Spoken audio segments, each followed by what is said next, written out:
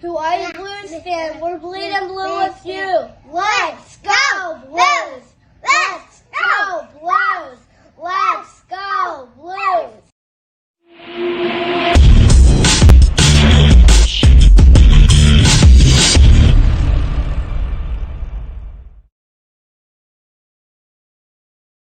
Oh my goodness. Oh my.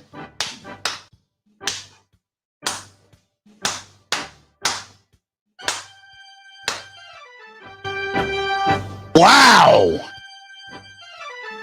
Talk about the cardiac kids. What the hell is going on with our Blues? They were up 4-1 and ended up winning 5-4. And not only that, this is the second time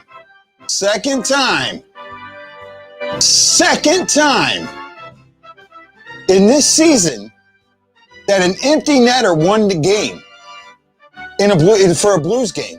This is just absolute crazy. So, hey, welcome to the Blue Note Fan Report. I'm Guy, the Hawaii Blues fan, and this is a show that's by a fan for the fan, and you got to know all about you, the fan. Jason, you might be right. They might got a little tired there. Hey, they got Joshua on, so I'm going to let you guys hear from him real quick. Yeah, it was a great first one. I'm happy that we got the win, and I got the first one out of the way early, but it was just like I dreamed of, getting out there, getting the solo lap, and like I said, happy that we got the win. Dakota, you talked today about being somewhat of a prototypical St. Louis Blue, and the opportunity to come in here, play the system that Craig Berube likes. Did you feel like it just felt natural this minute you went on your first shift? I mean, I don't know about natural. I mean, it's obviously the best league in the world, so it took a little bit getting used to the speed, but keeping it simple is my game, and that's the way Chief likes it. So I knew that going in, obviously, and I just tried to get involved early. Wow, what a great comments from him. What a good-looking kid, smart player, and I like that fact that he said, keep it simple right off the bat. What do you think there? Welcome, Lance, from the Drop Podcast. Hey, what's up? Hey, man. Oops, Hey, can you raise your volume a little bit, buddy? Yeah, sure. I can get a little bit closer to me, too. Yeah, that's a little better.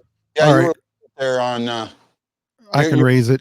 Light on there, man. Hey, no, man, what a crazy game. I don't know what happens in the third period. The third period used to be the Blues, and now it seems like they're just, it's almost as if these guys aren't conditioned well enough. It just seems so strange. It's like from period to period, you don't know what you're going to get, and then you get a game like this, and a lot of people are thinking it's going to be easy. But I'm going to tell you, although the Ducks have not had a last 10 games that were good, they were 2-5-3 coming into this game. But there 2 games ago, they lost in a shootout to the team that really gave us problems, the Coyotes, 4-3. And then they lost in overtime to, in my mind, the best team in the Western Conference, the Golden Knights, 3-2. So they do hang around, and the Blues, you can't let a team like that. They get it 4-2, and you know what they start thinking? Hey, we got a chance, because they're not playing like they were in the first 2 periods. And that's exactly what these guys are going to do. You've got some veterans on that team like Shattenkirk and Getzlaf and Gibson. I'm going to tell you something about Gibson. When you seen him there, yeah, he gave up, 4 goals and then the empty net goal, but he keeps them in games. 2.68 goals against. I know his save percentage isn't great, but they let him hang out to dry. If Josh Gibson was the backup goalie for the Blues, his goals against and his save percentage would be so much better. He's not a bad goalie. It's just his team in front of him is not very good. I've always been a Gibson fan. A lot of people don't like him, but his team really let him down. And then he made some good saves to keep it, 4-2. And then all of a sudden it's 4-3 and it's 5-3. And I took a breath. I'm like, oh, I don't think I'm going to get heartburn tonight. I don't think I'm going to have a stomach upset. And then it was 5-4. And I'm like, oh my goodness, no. And I'll tell you, I like Husso, and he made some good saves tonight, but 2 or 3 of those goals, the first one, and especially the second one, that wraparound, it should have never happened. Those are on him. And that wraparound also is on Dunn. Dunn was in the front of the net, and there are 2 guys following him behind the goal and then watches him go behind the goal and come around. So one of those three guys for the Blues should have taken him on that side, but in the long run, Husso should have saved it. Yeah, I agree with you there. So, hey, we got a little bit of good news to go with this. There are 9 minutes left in the third. The Sharks are up on the Avalanche, 5-2. And let's hope that's not as bad as ours were. So I'm just checking the out-of-town scoreboard here real quick because there were 3 games in the West. The Knights beat the Wild 5-4 in OT. That gives the Wild another point. Mm-hmm. That's kind of gets scary there now when you look at the standings. I know earlier someone was asking what place we were in, but I've been like really cautious about looking at the standings from the standpoint of places. So I don't know if this game's counted yet, but we're in third with 24 points 11, 8, and 2. Does that sound right? Or yeah, because I think this was our 21st game. Okay. So yeah, it's got it. So 11, 8, and 2.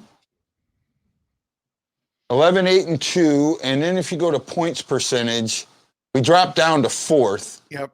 With 531, Colorado 639, Los Angeles is at 550, Arizona's at 500, Anaheim's at 405, San Jose is at 444. Yep. So these games coming up against Los Angeles are going to be huge. Yeah, they are. Right, and it's not just these games against the Ducks. These games against Los Angeles are going to be huge, and that's something to really think about. Let's see, we got some stuff here. Michael Dante says, here's the issue with giving up all these goals at the end of games. It's exactly where the injuries really show, and players get sloppy when it comes to closing out games. That's not actually a pretty good point, I would say there, Lance. Agree with me? I agree with him a little bit, but these guys are all professionals. They've played hockey since they were 5, 6, 7, 8 years old. They've been skating since they were 3 to 6 years old. These guys know that they need to keep the pedal to the metal on in the third period, and you can use that as an excuse. I'll give them a little bit of that, some of the inexperience, but there really should be no issues, with this happening. But hey, you've got to look at it this way. You came in, you played a team that hadn't been playing great, but they've been sticking into games. You allowed them to get back into the game, and you basically went on an empty net goal. I mean, like you said, what is this, the second time this year that's happened? Yeah. But you just got to be happy with the win, not happy with the effort in the third period. Yeah, I agree with you there. The third period to me felt like it was, and I know, I don't know, maybe I'm wrong, but it almost felt like they went into prevent defense right off the first face-off, right? And, in football, the saying is the only thing the prevent defense does is prevent you from winning. And in hockey, it's kind of the same. And if you don't know what I'm talking about, what a prevent defense is in hockey is you basically don't push the puck. You allow the other team to control the puck to come back, and then you try and play full defense. Does that sound about right there, Lance? Yeah, they look totally different from the drop of the puck in the third period. That quick goal at the beginning of the third period, they just look different. It looked like they were too confident. And if we remember correctly, a few years ago, we used to always call them the 2-goal Blues because they'd be up 2-0 and lose the game 3-2 or 4-3. And that happened a lot. And so far this year, that hadn't really happened a lot. In fact, if maybe but a couple games where they lost a lead, it just harkens back to a couple years ago, that the year they won the cup. Remember how bad they were at the beginning of the year? They get a 2 or 3 goal lead and lose the game. That third period, it would look like they were skating in concrete. Ashley, I think I know the winner, but there is a small chance that they change a goal scorer. So I wait until I get the official results before I announce it, because if I announce it and the score change comes out, then I look bad. So I'm not going to pull who was that? I can't think of his name now. Oh, Montel Williams, or was it not Montel Williams? Was it Montel? Who? Might have been the one who won it to Miss America, called out the wrong name, but no. I think it was. So yep. Say again. I think it was. Yeah, Montel Williams. Yeah. So I'm gonna back off and wait, but I think I know who won, but we're gonna just make sure and see what happens. And that's right. I used to call this, when the Blues had it, it was the dreaded 2-goal lead. When the other team has it, it was the insurmountable 2-goal lead. Yeah. Yeah. We just can we just can never seem to get by it. Yeah. This team has done so much better about not just holding leads, but coming back. They've had 9 come from behind victories. That's 11. They have 11 victories. They've only won twice, scoring first. Yeah, that's kind of rare. Normally, if you let's say you take back the last 10 years and look at the whole NHL, the team that scores the first goal first, or the team that scores the first goal, normally has a higher percentage chance of winning the game because it gets them going. And for the Blues to be just the opposite, it is kind of a strange thing to see. Yeah, really interesting. Really interesting about how things have played out. And it then, I heard Darren say it in this crazy year. I'm sitting here shaking my head a little bit, bud. I'm not, it was Steve Harvey. Thank you. It was Steve Harvey who did that. And that's, I could picture him, but I couldn't get his name out. But, they got David Perron on. I'm probably gotten in enough trouble. I'm waiting for Fox Sports Midwest to send me a cease and desist letter for playing their audio. But actually, I think audio is legal, isn't it? Well, here's the thing. You're supposed to be able to use clips based on the fact that you're using it as an supposed educational fair use act.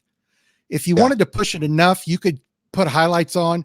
But when my co-host and I had the vlog on YouTube, every time we would show a highlight, we even reversed the screen and changed the setup in the video. The NHL would always tag it, and anything that we made off of that monetarily, the NHL got.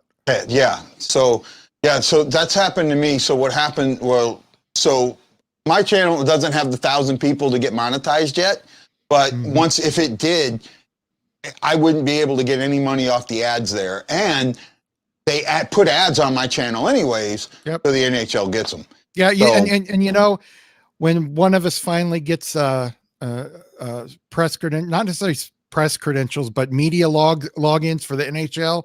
Yeah. Once you have that ability just to have a media login and they recognize you as a media member, doesn't mean you're going to get a press pass, but you'll be able to use their highlights anytime you want to then. Yeah, I know, and that's the other thing that I'm looking forward to. And I want to bring up, as we're talking about the game, something came up during the intermission reports, and I want to bring this up because I think it's important. And I know we only got a few people watching this, but it's still, it starts small, get big. There is something going on Facebook amongst the groups that they don't realize the harm that is being caused, right? Many of the Blues groups, Jason Nichols is pulling something up here. I know I'm getting a little, because I know what it takes to win, but honestly, when it comes down to with all the offense, I take it over winning with all the defense. Mike Sitt said it the other day. The most important thing by far is winning. By the end of the day, it's a show for fans, and without fans, we have nothing. There's something to the climb, to the story. That's a pretty good thing. That's really good. So what I was talking about, and I'll go back, and Jason, thank you, but let me talk about this first because it's kind of important. Many of the groups, the Blues groups, especially the big ones, right? St. Louis Blues Nation, We All Bleed Blue Fan Group, True Blue Nation, another one is the St. Louis Blues Crew, CREU. CREU. They have this policy of no self-promotion / spam. Well, I mean, it's. Can I tell them what happened? Yeah, go ahead. I'm not going to name the group because I'm not that type of person, but I will say one thing, that the person that runs the page is just not a very nice person. What these groups don't understand is if you're promoting a podcast, if you're promoting a vlog, it's going to help them because it's going to help them get more viewers. It's going to help people stay, because if you're promoting on all these places, they're going to go, oh, I forgot that there's a game tonight, that there's going to be a vlog on afterwards from the Hawaii Blues fan, or that there's going to be a podcast coming out tomorrow from Drop Podcast. it only helps you. It doesn't hurt you. And it's not, if it's okay. I put an email out saying, watch Guy tonight on his post game intermission and our pregame intermission shows and post game. I'll be on at least the pregame and post game. That's all I said. Number one, did they not only take that comment out, they blocked me. I'm no longer in the group. I can't even see the group on Facebook. And see, that's such horse crap. It's a bunch of horse crap, and I'm going to tell you what it is. It's a bunch of guys with egos that wish they had the ability to break down a game and to be able to have something where people watched them. And I'm not saying I'm the greatest person in the world. I'm not saying you are, but some of these guys that run these fan pages, that they want to look like the hero. They want to look like the one that knows the Blues, that they're up there with everybody. I'm sick and tired of it. If you're going to have a Blues crew, a Blues fan page, have one like Guys, that Guys on. You cannot be even any better than what the job he does with the Blues fan clan. He doesn't mind promotions on there. He'd allow anybody to come on there and say, Blues Hockey Podcast. We got a podcast coming out Thursday. Make sure you check it out, the Blues Hockey Podcast. He doesn't care. I mean, it's just crazy. And it's like being back in the 5th grade is what it's like to me. But I'm done with that complaint. Yeah, well, I know. But see, here's the other thing that a lot of people don't know. And Lance, you know this. How close am I to being credentialed media? I will say that certain media outlets are paying attention to you. Yeah, I mean, and once you get that reputation where you've got several media outlets paying attention to you, when you do go to ask for those credentials or do ask for access to the players, the answer goes from no to, well, we'll see, to sure, yeah, we've watched enough. You're not going to embarrass the Blues, so on and so forth. And I think Guy's getting very close to that, and it's just because he's honest and he's unbiased and he tells it like it is, and he's a true Blues fan. He's not just out there, because trust me, I've interviewed people that are play-by-play announcers that are guys that never played the game, which shocks me. I don't see how you can be a play-by-play announcer when you got to play the game at least when you're a kid or a teenager to know something about it. Have an understanding of it. Or like, guys that maybe had a father that was an announcer. I understand that never played the game. They're going to know about the game because of their dad. Or a woman that never played the game because her dad was an announcer. And it's crazy, but I think you're getting pretty close to that personally. Yeah, no, but what they're doing is they're preventing me from getting that access because I can't say that I've got 70,000 people following me. I can't say that anymore. I've lost that ability to move forward. Yep. In that pursuit. And it's also, and I'll be honest, it's some of the thing that helps that's been hurting me with my writing lately. The fact that I feel like, I've lost so much ability to promote that it's and it's advertising, which is legal. Yep. McDonald's does it every freaking day. And we don't have I have a question. I have a question for you. Do you honestly think if I took a tweet from McDonald's that said 2 for $5 Big Macs and I put on there, guys, I'm headed there tonight to get 2 for $5 Big Macs. You ought to head up there too. Do you think they would take that down and say, oh, no promotion here. We don't want you promoting our thing. It's just stupid. It's just stupidity. Now, if I went on a Hardee's website and promoted McDonald's, I might expect them to come back and do that, but not even they would do that. I just feel like sometimes people that are not in the know and don't really know what's going on, that think they know what's going on, that they have decisions like that they make to where, number one, I can't get in the group anymore. Number two, that they blocked me and took my content, my promotion down. It's just ridiculous. It's a win for Guy. It's a win for me because I'm on his show, but it's a win for the page too. It's a win for the Blues. I don't understand it.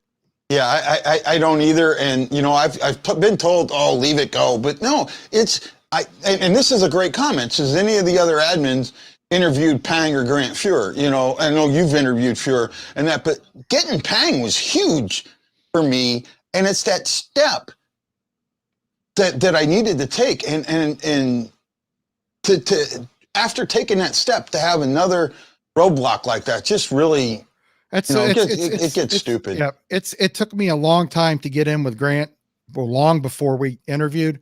Yeah.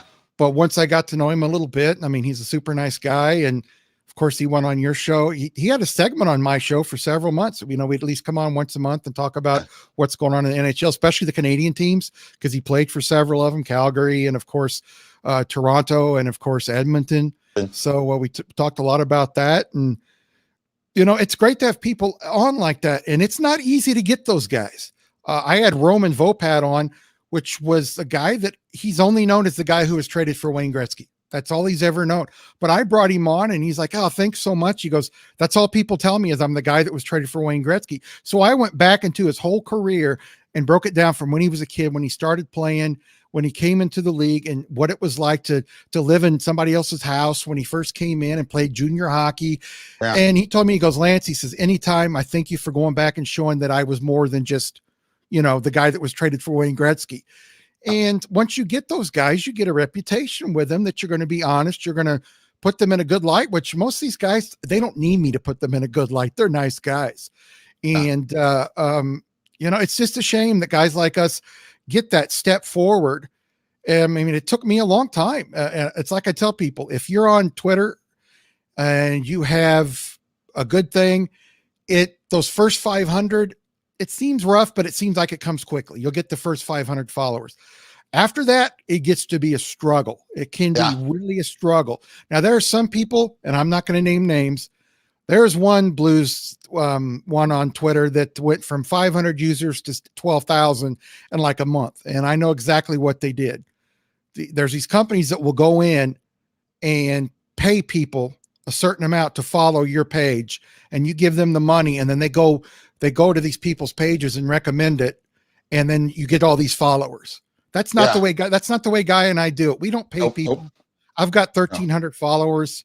I haven't checked how many Guy has right now. I'm a little over $1,000. Yeah, we don't pay anybody. I mean, we don't do any of that. If you want to follow, that's great, but I'm not about to pay you to follow me. I want you to want to follow me, just like Guy wants you to want. You know, in my podcast, if guys had a good show, I'll mention it.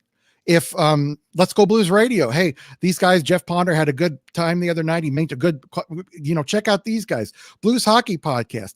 I'll mention other podcasts because, you know, I don't have to get along with everybody, and Guy knows I don't get along with everybody, but they're out there. I don't care if they don't promote me, you know, or if they send me bad tweets or make fun of me or whatever. I want to promote it for other people that maybe want to see a different look than what I've got. I like Lance's opinion, but I want to see what Guy Benson says. I like Lance's opinion, but I want to see what Blues Hockey Podcast says. I like that. I really do. Hey, I got a quick question for you. There was just this quote up here asking about women's hockey. Did you see any of the games that were played this weekend on NHL Network? I didn't see any of them this weekend, but I have watched several of the women's hockey games in the past. And I think it's an up and coming sport, but the only way it's going to get big is if somebody takes a chance on it. Somebody comes in and says, I'm going to put $100 million into this league. I'm going to put $200 million into this league. We're going to market the crap out of it. We're going to make sure that here's what we're going to do. We're going to go in and do this. I've got some ideas for the league, but you know, they're not going to listen to me. We're going to go in and do this and this and this. And that's how we're going to start to build fan bases. And they really need money. And, you know, is it the same as the men's game? No. You know, I've had people argue with me, well, a woman could play on a man's team and be successful. I don't know. Goalie, maybe. Yeah, but I'll go with goalie. Yeah, if your average size is 5'5", 5'6", and 140 to 160 pounds, some even way less, unless they take hitting out of the game, I'm just afraid that there'd be too many injuries that a woman might get in the NHL. I'm not saying talent-wise they couldn't play, because there's some pretty dang good players in the NWHL. There's some really good players. I absolutely agree, and I think I'm agree with a woman being a goalie. If you remember, Remu. Yep, I saw that game. I was there as a child. Yep. Well, played the second period, gave up 1 or 2 goals against the Blue. I think it was 2. The Blues scored 1 or 2 goals against her. Really, it was a neat moment, and it sucks that that's the only moment. Yeah, it that was. one's had, because she wasn't a bad goalie. She was No, she actually a wasn't really bad. good goalie, and she's now she's coaching, and I know she's got written a child's book. Yeah, I heard I'm that. actually I've tried to get her on. And by the way, you might want to send something out to Roman Volpat and see if he'd be willing to come on my show, because I'd Sure, love to talk to him some. I think he would. Yeah, I definitely think Right? he would. I don't know if he has a camera, but it's quite possible you could put out an audio podcast. Oh yeah. And put it out on YouTube and just put pictures of him at the different parts of his I've done career that before. I've had Ellie and Wah on and done that. Yeah, to just do stuff like that. He's a great guy. He lives up in Canada. Really down to earth, typical Canadian, super nice. Yes, Chris says they can't go too big, too That's fast. true. Start with 8 to 10 teams. Even the NHL started with That's 6. true. Yep, And that's true. And what I've watched, I watched a couple of the games on, and I watched the one Sunday between, I think it was New Hampshire and Minnesota. Kendall Coyne Schofield was on there. This is the second of 2 games they played. And no, there's some great passing. There's some really good, it wasn't hitting, but it was checking. I mean, not hitting, but checking. Yeah, I mean, they were up on the boards. There was some really good stuff. I'd like to see goalies get better. I don't think that the goalies are as good as they could be. I think some of the shots that I saw let in were semi-weak. But for the most part, it was some good hockey to watch. Yeah, it's fun. And I tell you what, and people may believe me, may not believe me, but if I was a billionaire, I'd put $100 million, $200 million to give to him. Yeah. Because I think, and like he said right there, start out with 6 to 8 teams, 6 to 10 teams. And you know what I think that they ought to do, and they'll probably end up doing something like this, is travel to NHL cities. When it gets opened back up, travel to NHL cities and work something out right before the league opens to promote the game in those cities, and travel kind of like this new league, this 3-on-3 league is going to do, that Grant Fuhr is the coach of, that I'm sure you talked about and him and I have talked about. Yeah. That, they're going to go and travel around the country to promote it. And I think if they promote it right and they start out with 6 to 10 teams, I would do 6 probably, and start playing in existing NHL cities, and maybe not have a fan base in one city, but have team names. Then figure out where you got the best response from out of those 15 to 30 games. And then figure out, okay, we got 5,000 fans in St. Louis. We only got 2,000 in Indianapolis. Do we want to go somewhere in the middle between there? Maybe up in Northern Illinois, maybe more closer to Ohio. Do we want to go to St. Louis? That way they can kind of look at things. But if somebody's got the money and it's got the marketing smarts, the women's game could be a very good money maker, and it could really get a lot of women a chance to play professional hockey. When I was younger, I played against a few girls, and they were girls because I was young. I was, 18 in my early 20s. And some of them are pretty dang good. There was one girl that was actually pretty big. She was 6'2" and 190 pounds. And I tell you, she could hit, and she could shoot. And she had 2 kids. She was 23 and had 2 kids. And it's funny to see this big girl out playing and just beefing it up with these guys and just giving it back to them. And then she gets done and she's all mommy sweet to her kids. And it was kind of funny. And I went up to her and I'm like, "You're totally different on the ice." She goes, "Yeah, I can't be this way at home. I'd be too mean." That's great. So, hey, man, Jason Nichols has got a great thing here. All I know is I feel the run has begun. Felt it as soon as Benny got hot, and as in mad, and Husso made insane saves. LOL. It's like, it's on like Donkey Kong. No, and that's not a bad comment, but I felt Husso, he did make some good saves, but 2 to 3 of those goals were on him. I know the first one was. The wraparound kind of was. Yeah. There was one that, that Lundstrom, dropped the stick down and it changed direction. I can see that not being him as much. It's not, because I'm going to tell you, when somebody shoots a puck, you better know where that puck's going within about not even a tenth of a second. You better be in position, and you get in a position. And when somebody deflects it, unless it's deflected right onto your body, if you make the save, you're pretty dang lucky, because a lot of times those deflections will go over your shoulder, between your legs, right by your glove. And you can't make those quick adjustments like that. The human body it's just not possible to change your glove position or to change your blocker position on those type of things. Yeah, they got Jack Stanford on right now. And the more I look, I thought he was Perron for a second. He had 3 points tonight. all the crap that Blues fans gave him, he is really starting to come into his own. One of the things that I like about what I'm seeing from him is he's really starting to crash the net. And that was something I think that Coach Berube has probably been preaching to him, because it felt like they were crashing the net tonight. Stanford's goal came from him crashing the net. Joshua's goal, hey, welcome to the National, came from crashing the net. Just that was something that was working. And then Chris Stockley saying, has Pang said better rebound control, but that will come with game experience. And I'm kind of on with that. Yasser says, then that first shot was a wicked shot, far side. Yeah, but there was so little room there. I mean, it had to be a perfect shot, and B, that glove should have been there. Yeah, it should have been one he saved. It's just like Darren Pank said. When Darren said that, I'm like, yeah, it should have been one. It was a great shot. Trust me. I've seen guys score, and before I was a goalie full time, I practiced every day in the winter when I could, 3 or 4 hours. And I would set on that red line that goes from next to the goal to the boards. And I would stand there and put a piece of cardboard between me with holes, and I would shoot the puck and try to score on bad angles. The good scorers can do that. And even the ones that are just okay, they get lucky sometimes. And that just barely made it in that top corner. But Husso probably, like I said, when I texted you or tweeted you, 99 out of 100 times he makes that save. Yeah, and Jason said, and I thought this too, I thought he was out of position with that. I thought if he'd been, I know he overhugged the post. I think if he would have broke a little bit. Yeah, he was a little out. He should have been about probably 5-6 inches more away from the post. But he was trying to guard that post as much as he could, and he just read it wrong. Plus, it's like Darren said, he was a left-hand shot, and left-handed guys, it's just coming from that side, and the way they come in, the puck just kind of comes off their stick a little differently. Right-handed and left-handed guys shoot different. Yeah, actually, so here's a great quote, and I'm going to argue this one. It says, Sanford, I've never seen a player that scores the way he does, but so many blunders in the D zone. Yeah, I can think of a player that did that.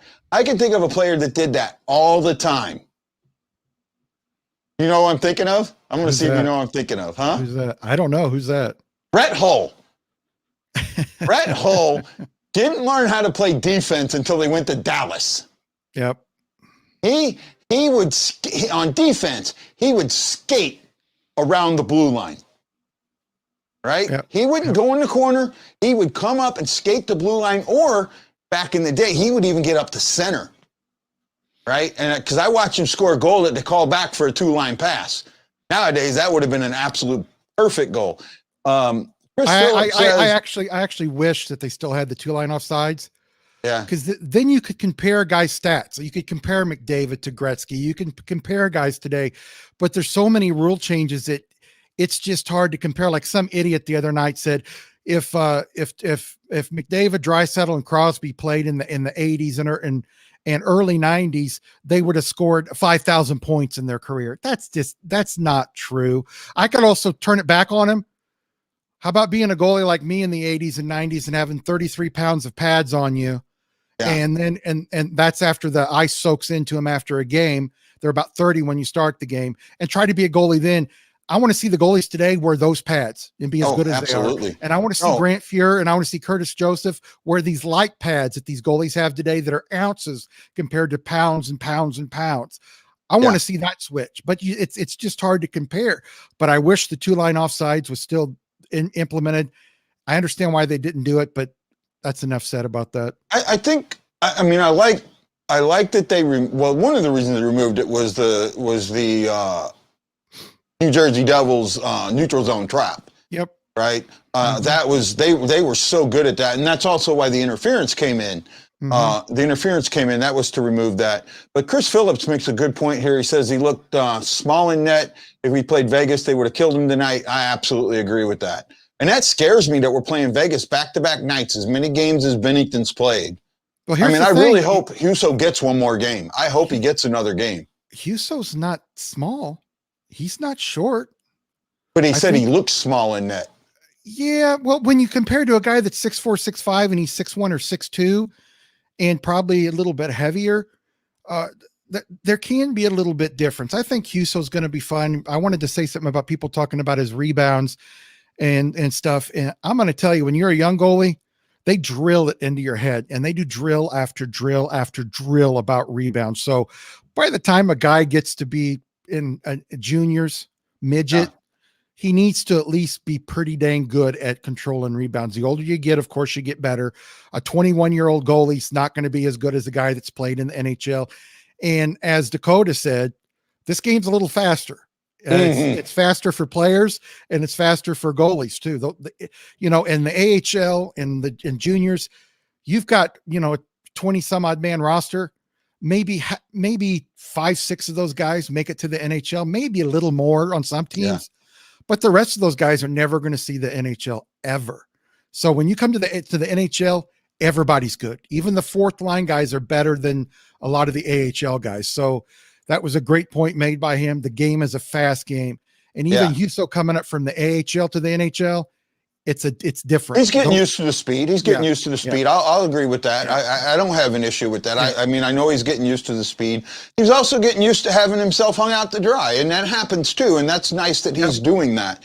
So, hey, man, we're sitting at about the 36 minutes, so we're going to kind of wind this down here. I appreciate everyone who showed up. Please, you are watching the Blue Note Fan Report. I'm Guy, the Hawaii Blues fan, your host with the most. It's on the program that's by a fan, for the fan, and about you, the fan. And I'm joined tonight by Lance from the Drop Podcast. Lance is my good buddy and my mentor, and he's always welcome on my show.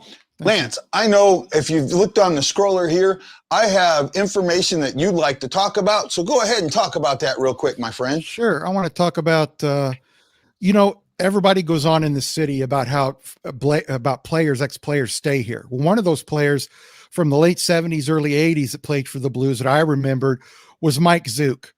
One of those guys that worked hard, had good hands. In fact, if he'd have been offered more money, he would have stayed in Edmonton, and he could have been part of those Edmonton winning teams.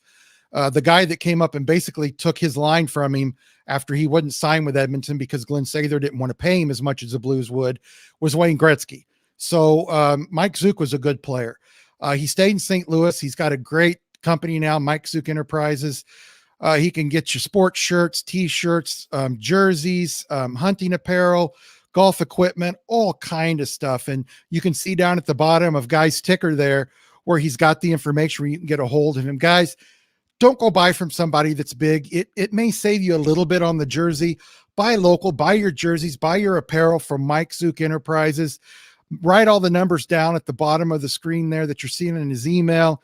I know that Mike will take care of you. I have this Bennington jersey behind me. Mike took care of me on that.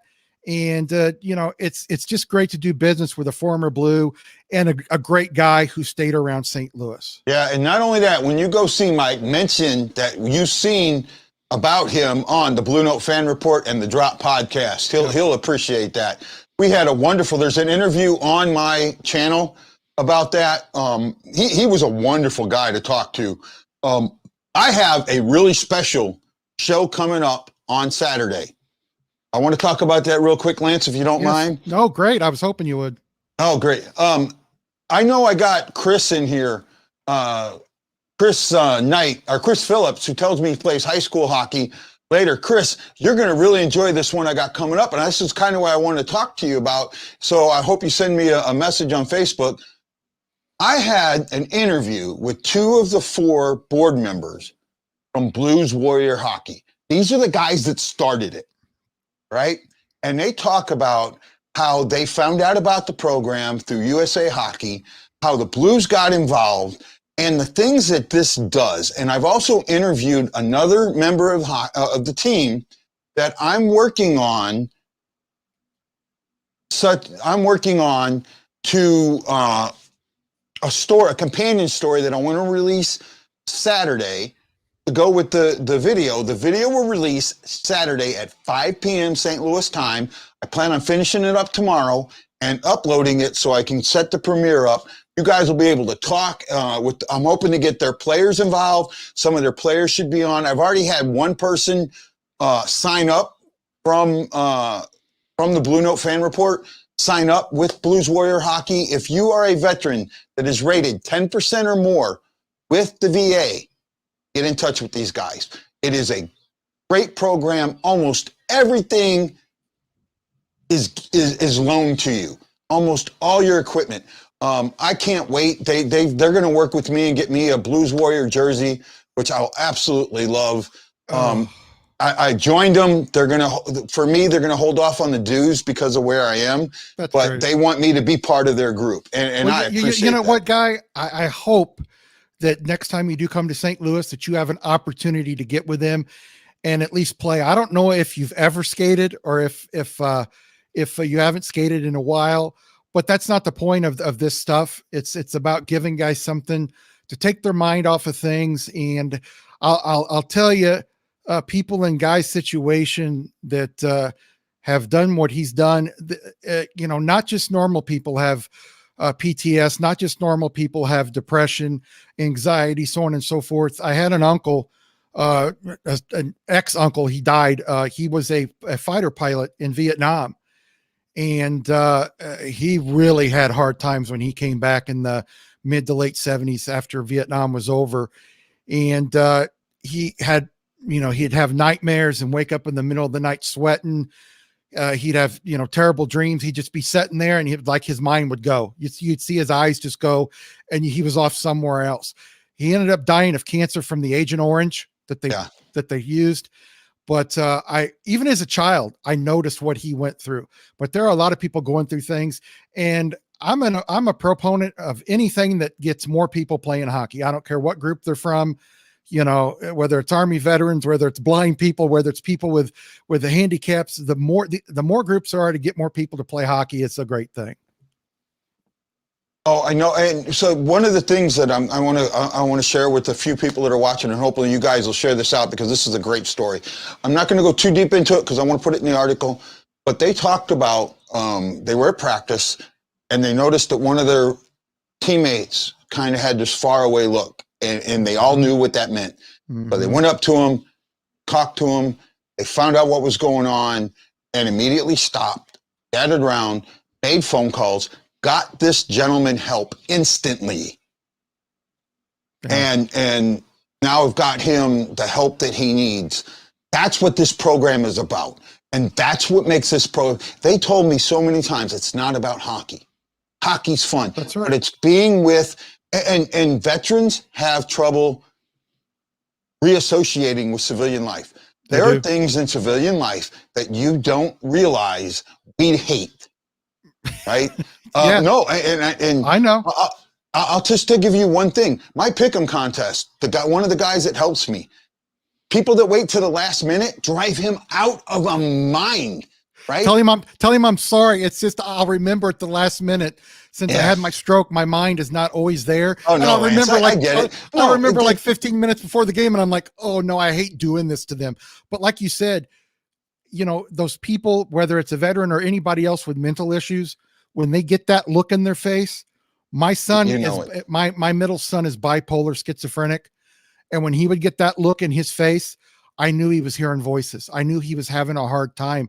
And just for somebody to come up and stop, take a minute with that person, get them immediate help. That's great. So, to be able to help people with these kind of issues, to have a support, that's the main thing that a lot of people, like I said, whether it's a vet or whether it's just somebody else with mental problems, they don't have the support. I remember going through with my son, he started showing symptoms about 16, 17, and it was full bore by 18 when a lot of people start showing mental issues.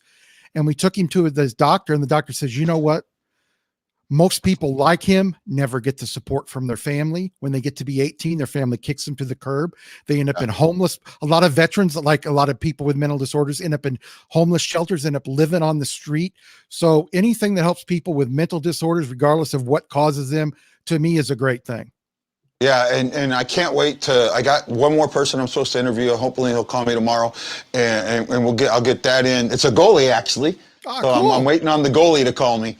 I'm looking forward to it. It's going to be a great article. Hey, Lance, you know that you are always welcome. Thank you. To be on my show. And I know same thing, if you need a co-host or a guest, I'm there. We'll take care of it. Sure. I appreciate all you do. Lance is on the Drop Podcast. I think it's the droppodcast.com. Yep. And you can get, I will say one thing. We're having some issues with the website right now, so the latest issues might not be up. But when I do post an episode, like the one I did with Guy last week, I put it on a different place called shoutengine.com. So if you go to shoutengine.com, if you can't find the latest episode on the Drop Podcast, go to shoutengine.com, one word, shoutengine.com. And then you'll find the latest episodes there. But, Guy is a great person for always having me on. I respect his views on hockey. And what he doesn't know, he wants to learn. And I can tell from when he started doing this, he's really good at what he does now. And the thing I love about it, it's not pretentious. It's just guys and girls and, it's guys and women talking about hockey. That's all it has to be. It doesn't have to be a suit and tie, a pretentious thing. And that's what I liked about Guy when I first met him on the Let's Go Blues radio show. It's just a guy talking hockey. Well, I appreciate that, Lance. I appreciate that a lot. So, guys, it is time for me to skedaddle. So, to everyone, I am Guy, the Hawaii Blues fan, and this is the Blue Note Fan Report. Lance, thank you so much for joining me. Everyone, please, please, please put your thumbs in the air, like the show, share the show, talk about the show, let everybody know about the show, and tell your group admins that they really need to relook at their things. Like one of the groups I got kicked out that said, you broke the rules. Just because it's a bad rule. Yeah, I broke a rule, but it's a bad rule. That's the problem. So aloha, mahalo, and I can't wait to see you on the next Blue Note Fan Report on Wednesday. Let's go Blues!